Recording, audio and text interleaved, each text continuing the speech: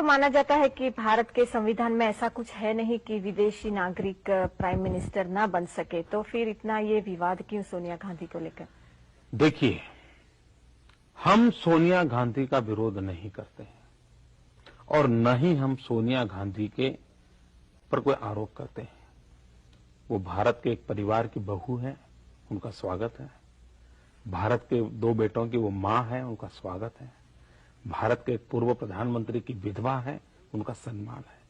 सोनिया जी के प्रति हमारे मन में कोई द्वेषभाव नहीं है, इसलिए चर्चा सोनिया जी के संदर्भ में करना मैं उचित नहीं मानता हूं। लेकिन इस देश ने यह जरूर तय करना है, हिंदुस्तान ने आज, क्या भारत जैसे देश ने उसका राष्ट्रपति, उपराष्ट्रपति, प्रधानमंत्री, सेना का मुखिया, जुडिशरी का मुखिया, ये जो प्रमुख पद है, क्या इन प्रमुख पदों पर कोई विदेशी मूल का व्यक्ति होना चाहिए या नहीं होना चाहिए? और मुझे लगता है कि देश में आज समय आ गया है। जब संविधान निर्माताओं ने संविधान बनाया तब उन्होंने सोचा ही नहीं होगा कि जो कांग्रेस महात्मा गांधी विदेशी चले जाओ के नारे लगा करके काम कर रही थी, वही कांग्रेस विदेशी को लाओ का काम मंत्र पढ़ेगी, ये होगा, वो मानते ही नहीं थे, इसलिए उन्होंने सोचा नहीं था।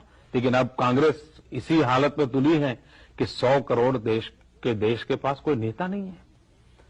और ये देश के स्वाभिमान का सवाल है, ये राजनीति का सवाल नहीं है कि क्या मेरे आजाद देश जो अंग्रेजों को यहां से हट रहा है, गोरी चमड़ी के लोगों को हटाया, उस देश का अपना कोई प्रधानमंत्री नहीं हो सकता है क्या?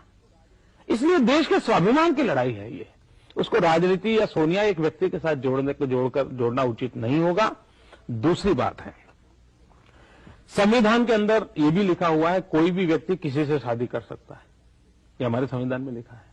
लेकिन आपको जानकर के आश्चर्य होगा कि हिंदुस्तान की सेना का जवान या सेना का कोई भी अफसर या हमारे डिप्लोमेट्स के नाते एक्सटर्नल अफेयर्स मिनिस्टर में काम करने वाले कोई भी सरकारी मुलाजिम, अगर वे किसी विदेशी मुल्क की व्यक्ति से शादी करते हैं तो उनको पहले परमिशन लेनी पड़ती है। इतना ही नहीं, परमिशन अगर मिलती है उनको तो बाद में ये देखा जाता है कि वो किसी संवेदनशील पोर्टफोलियो को न संभाले, उनको ऐसी जगह पर रखा जाता है ताकि देश की सुरक्षा के सवालों को लेकर के उनका कोई संबंध ना आ जाए। अब ये देश के जवान की देशभक्ति पे कोई आशंका नहीं है, लेकिन देश हित में सब सोचना पड़ता है। अगर देश के एक जवान को पत्नी भी विदेशी लाने के लिए रोक है, तो क्या एक विदेशी महिला को देश का प्रधानमंत्री बना देना और हिंदुस्तान की सारी फाइलें उनके सामने खोल देना, ये कौन सी सुरक्षा का विषय है? तीसरी बात है, हिंदुस्तान में घटना घटी थी, पंडित नेहरू के जमाने में घटी थी।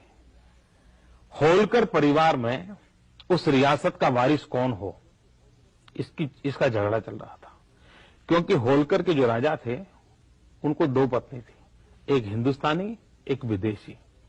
अब उनकी इच्छा यह थी जो विदेशी पत्नी का बेटा था वो होलकर रियासत का वारिस बने, राजा बने। पंडित नेहरू ने अपने हस्ताक्षर से निर्णय दिया हुआ है, पंडित नेहरू की सरकार ने निर्णय दिया हुआ है कि होलकर परिवार का वारिस हिंदुस्तानी महिला की कुख से जो बेटा पैदा हुआ है वही होगा, विदेशी कुख से पैदा हुआ बेटा होलकर रियासत का वारिस नहीं होगा। ये पंडित नेहरू ने भी तय किया हुआ है, तो आज वो बदल करने की आवश्यकता क्या है? और भी एक घटना मैं बता सकता हूं आपको। हिंदुस्तान में सोनाली नाम की बंगाल की एक बहुत मशहूर कलाकार थी, सिने एक्ट्रेस थी, 1950 के कालखंड में, तब मैं तो पैदा भी नहीं हुआ था, लेकिन मैंने उनके विषय में सुना हुआ है। अब सोनाली एक्ट्रेस के नाते काम करती थी, तब इटली का एक रसोलिनी नाम का फिल्म डायरेक्टर हिंदुस्तान आया था, उन दोनों का प्रेम हो गया, शादी हो गई। सोनाली उसके साथ इटली में रहने लगी, शादी होने के कारण वो वहां की नागरिक बन गई, और उसको सोनिया जी की तरह नागरिक बनने में 15 साल नहीं लगे थे, वो तो जाते ही नागरिक बन गई थी।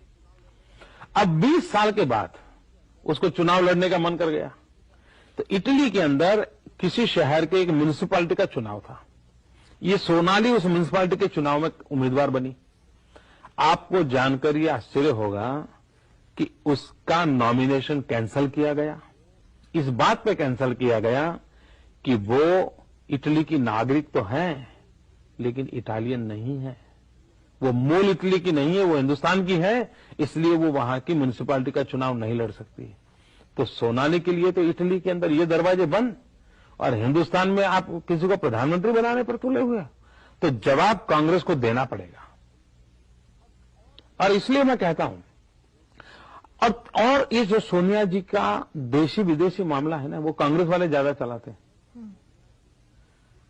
सवाल तो ये है, क्या सोनिया जी हिंदुस्तान जैसा देश, दुनिया का सबसे बड़ा लोकतंत्र, उसका प्रधानमंत्री, इसका कोई अनुभव होना चाहिए कि नहीं? एक्सपीरियंस नाम की कोई चीज होनी। आप एक प्यून को भी नौकर रखते हैं तो पूछते हैं कि पहले कहां काम करते थे भाई। घर के अंदर बर्तन साफ करने वाले को रखते हैं तो भी पूछते हो कि पहले कहीं काम किया है क्या? वो भी है। आप क्लार्क रखते हो, कैमरामैन रखते हो, किसी को भी रखते हो तो पूछते हो। सोनिया जी ने हिंदुस्तान की पंचायत तक देखी नहीं है, कोई अनुभव नहीं है, उनको हिंदुस्तान का ज्ञान नहीं है। और मैं पिछले 1.5 साल से कांग्रेस के लोगों को एक चैलेंज करता रहता हूं कि भैया सोनिया जी मंच पे आकर के, मेरी एक शर्त रहती है कि बिना कागज वो आए। वो कागज पढ़ती रहती किसी का लिखा हुआ। सोनिया जी बिना कागज लेकर के आए और आकर के, और कुछ नहीं, सिर्फ हिंदुस्तान के राज्यों के नाम बोल दें बिना कागज दी। और मैं दावे से कहता हूं, हिंदुस्तान का 3री कक्षा का बच्चा तो हिंदुस्तान के राज्यों का नाम बोल पाएगा, लेकिन ये इटली की बेटी नहीं बोल पाएगी। क्या ऐसी व्यक्ति भारत की प्रधानमंत्री बनेगी क्या? कोई अनुभव है क्या उनका? और इसलिए देश की जनता को सोचना पड़ता है कि भाई कोई एक्सपीरियंस नहीं, इतना बड़ा देश चलाना। और उनके सामने अटल जी देखो, 50 साल से देश की राजनीति में है, कोई समस्या ऐसी नहीं है जिसके साथ वो जुड़े न हो। 35 साल से संसद में बैठे, विपक्ष में रहे हैं, और कितना ऊंचा व्यक्तित्व है। तो सवाल कांग्रेस को, देश की जनता को जवाब देना पड़ेगा।